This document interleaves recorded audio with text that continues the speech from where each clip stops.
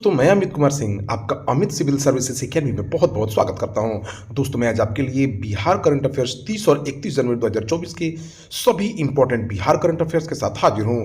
इसमें हम लोग दोस्तों 6 अखबारों का निचोड़ देखते हैं।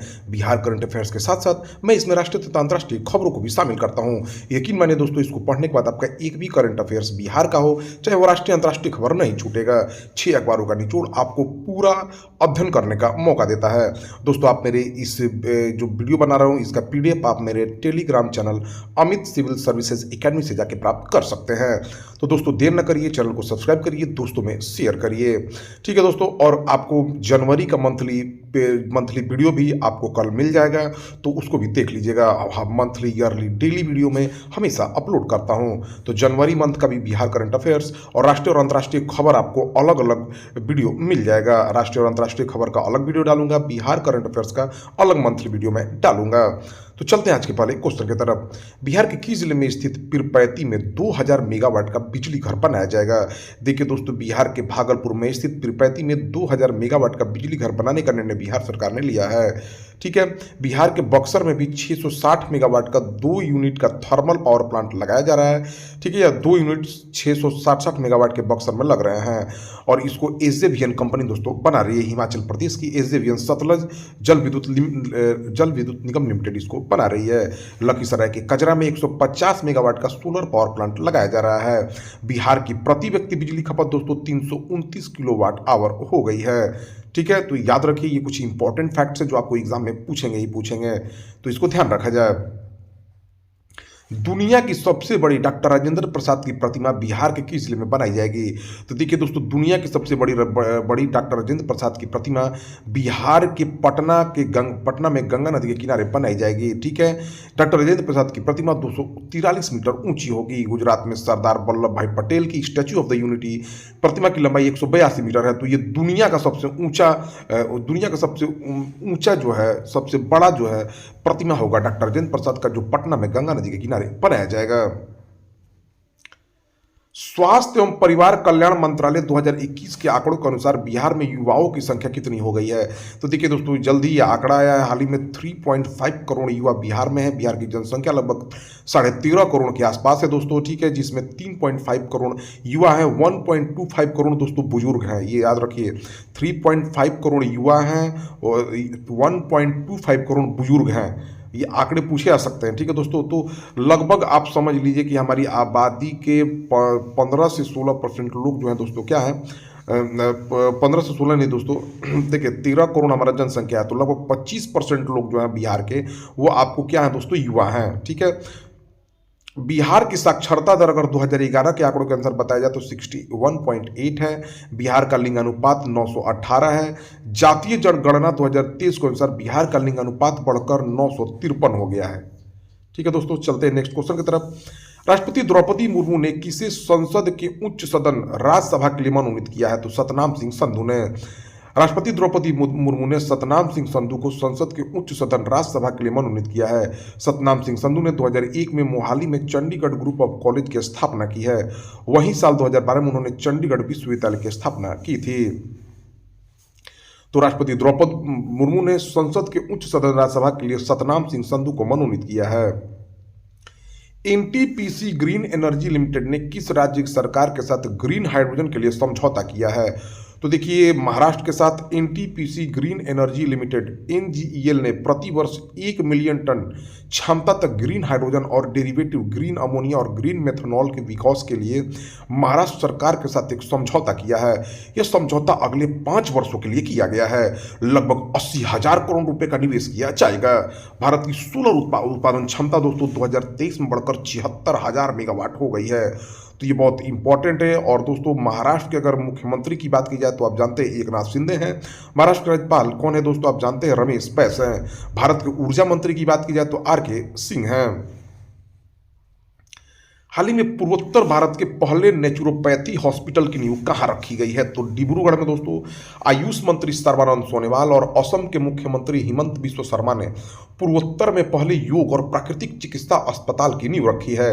असम के डिब्रूगढ़ में 100 बिस्तरों वाली अस्पताल की नींव रखी गई है। इस हॉस्पिटल को लगभग 100 करोड़ रुपए के निवेश के साथ लगभग 15 एकड़ भूमि पर तैयार किया जा रहा है। असम के राज्यपाल गुलाब चंद कटारिया हैं। FIH हॉकी 5S महिला विश्व कप का खिताब किसने जीता है? तो नीदरलैंड ने दोस्तों, नीदरलैंड की महिला हॉकी टीम ने FIH हॉकी 5S महिला विश्व कप का खिताब जीत लिया है। मस्कट में खेले गए फाइनल में नीदरलैंड ने भारत को हराकर यह खिताब जीता है। नीदरलैंड ने भारतीय टीम को 7-2 के बड़े अंतर से हराया। भारत की ओर से ज्योति छत्री और रुताजा दादोसो ने गोल किए, लेकिन ये जीत के लिए काफी नहीं थे। ISSF विश्व कप 2024 में पुरुषों की 10 metre air rifle shooting event में किसने गोल जीता है? तो दिव्यांग सिंह पवार ने। भारत के दिव्यांग सिंह पवार ने काहिरा में ISF विश्व कप 2024 में पुरुषों की 10 metre air rifle shooting event में गोल्ड मेडल जीत लिया। दोस्तों ये गोल नहीं, गोल्ड मेडल होगा, ठीक है, गोल्ड मेडल जीता है, ठीक है। ओलंपियन दिव्यांग सिंह पवार ने क्वालिफिकेशन राउंड में 632 के स्कोर के साथ टॉप पर रहे। तो वही भारतीय निशानेबाज सोनम उत्तर मस्कर ने महिला वर्ग में रजत पदक जीता है। तो याद रखिए दोस्तों, ISF विश्व कप 2024 में पुरुषों की 10 metre air rifle shooting event में दिव्यांग सिंह पवार ने गोल्ड मेडल जीता है। 31 जनवरी को केंद्र सरकार ने 16वें वित्त आयोग के लिए कितने सदस्यों की नियुक्ति की है? तो 4 सदस्यों की नियुक्ति की है। इनमें पूर्व व्यय सचिव अजय नारायण झा, पूर्व विशेष व्यय सचिव एनी जॉर्ज मैथ्यू, कार्यकारी निदेशक अर्था ग्लोबल डॉक्टर निरंजन, राजाध्यक्ष और स्टेट बैंक ग्रुप के मुख्य आर्थिक सलाहकार सौम्य कांति घोष शामिल हैं। केंद्र सरकार ने 31 दिसंबर 2023 को 16वें वित्त आयोग का गठन किया था। 16वें वित्त आयोग के अध्यक्ष अरविंद पनगड़िया हैं। वित्त आयोग एक संवैधानिक बॉडी है जिसका काम केंद्र और राज्यों के बीच के वित्तीय संबंधों पर सुझाव देना है। देश में पहली बार हुए स्नो लेपर्ड सर्वे में भारत के किस राज्य में सबसे अधिक स्नो लेपर्ड पाए गए हैं? तो दोस्तों लद्दाख में 30 जनवरी को केंद्रीय पर्यावरण मंत्री भूपेंद्र यादव ने राष्ट्रीय वन्यजीव बोर्ड की बैठक में स्नो लेपर्ड की संख्या सर्वे रिपोर्ट जारी की है। लद्दाख में 477 स्नो लेपर्ड पाए गए हैं, सबसे ज्यादा। इसके बाद उत्तराखंड में 124, हिमाचल प्रदेश में 51, अरुणाचल प्रदेश में 36, सिक्किम में 21 और जम्मू कश्मीर में 9 स्नो लेपर्ड मौजूद हैं। दुनिया भर के सिर्फ 12 देशों में स्नो लेपर्ड पाया था। इनमें भारत के अलावा चीन, मंगोलिया, अफगानिस्तान, रूस, Kazakhstan, Nepal, Bhutan, Tajikistan, Uzbekistan और पाकिस्तान शामिल हैं। 29 जनवरी 2024 को किस कंपनी की स्टार्टअप न्यूरालिंक ने इंसान के दिमाग में सर्जरी के जरिए चिप इम्प्लांट की है? तो दोस्तों टेस्ला के मालिक एलन मस्क के स्टार्टअप न्यूरालिंक ने इंसान के दिमाग में सर्जरी के जरिए चिप इम्प्लांट की है। यह डिवाइस एक छोटे सिक्के के आकार का है जो ह्यूमन ब्रेन और कंप्यूटर के बीच सीधे कम्युनिकेशन चैनल बनाता है। ठीक है दोस्तों, यह क्या करता है? सिक्के का आकार का है, दिमागी जो है इंसानी दिमाग और कंप्यूटर के बीच सीधे ये चैनल बनाता है, ठीक है, कम्युनिकेशन चैनल। लिंक नाम की इस चिप का ह्यूमन ट्रायल कामयाब रहा तो दृष्टिहीन लोग देख पाएंगे, जो अंधे लोग हैं वो देख पाएंगे दोस्तों, पैरालिसिस के मरीज चल फिर सकेंगे, कंप्यूटर भी चला सकेंगे। ये डिवाइस कंप्यूटर, मोबाइल फोन या किसी अन्य उपकरण को ब्रेन एक्टिविटी से सीधे कंट्रोल करने में सक्षम करता है। एलन मस्क ने जिस टेक्नोलॉजी के जरिए चिप बनाई है उसे ब्रेन कंप्यूटर इंटरफेस या शॉर्ट में BCI कहा जाता है। यह सिस्टम ब्रेन में रखे गए छोटे इलेक्ट्रोड का इस्तेमाल पास के न्यूरॉन से संकेतों को पढ़ने के लिए करता है।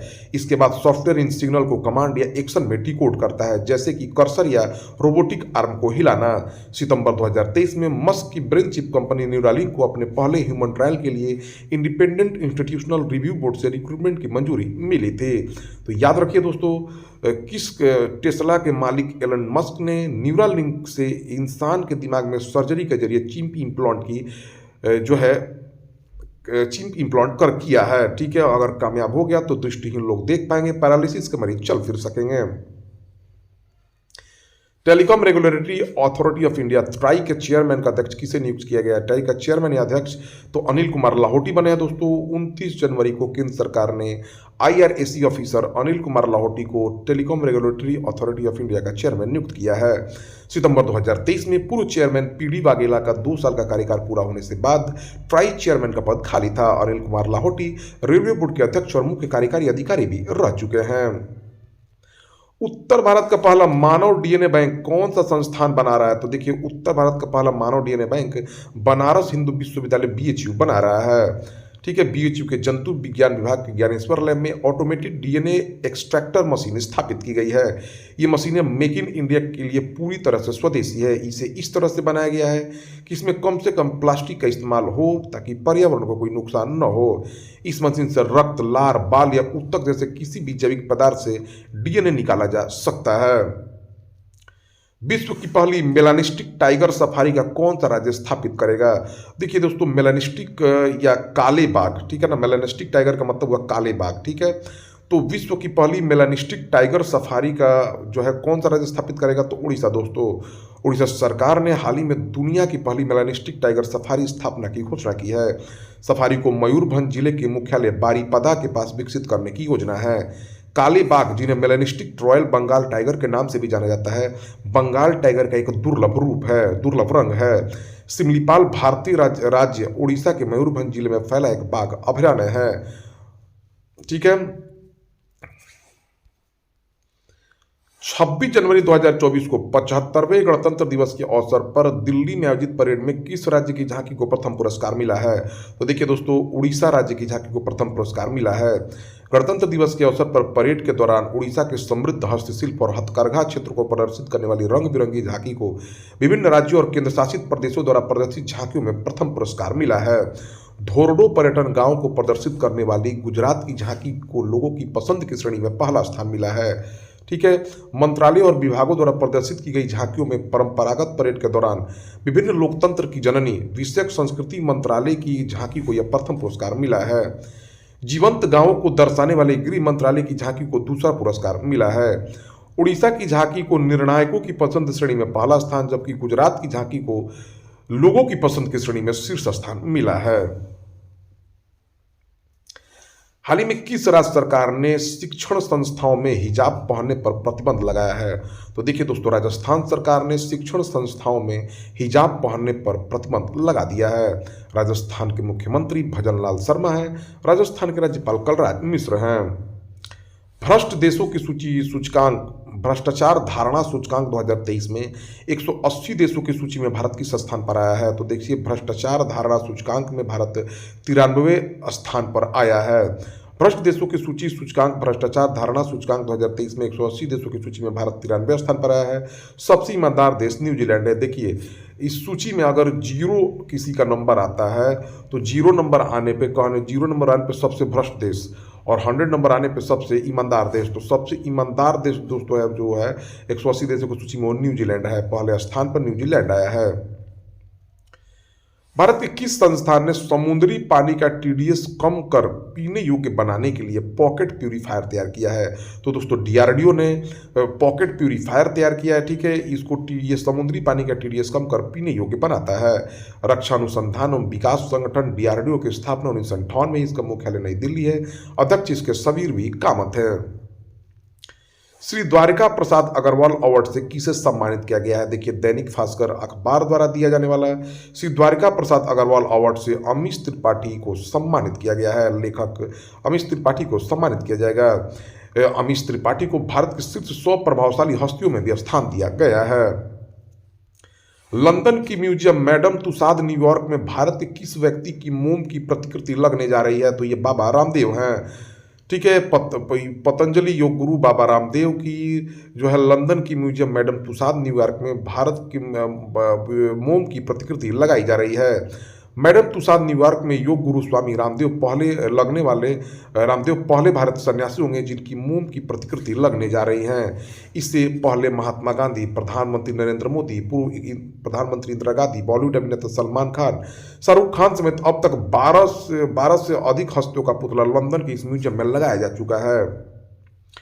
तो दोस्तों, यह आपका 30 से 31 जनवरी 2024 के सभी इंपॉर्टेंट बिहार करंट अफेयर्स, राष्ट्रीय तथा अंतर्राष्ट्रीय घटनाओं के साथ। तो दोस्तों, जाकर मेरे चैनल को सब्सक्राइब कर लिए, दोस्तों में शेयर करिए और पीडीएफ प्राप्त करने के लिए हमारे Amit Civil Services Academy Telegram channel पर जाकर आप सब्सक्राइब कर लीजिए। आपको वहाँ पे डेली, मंथली, ईयरली पीडीएफ मिलेगा। Thank you for watching my videos.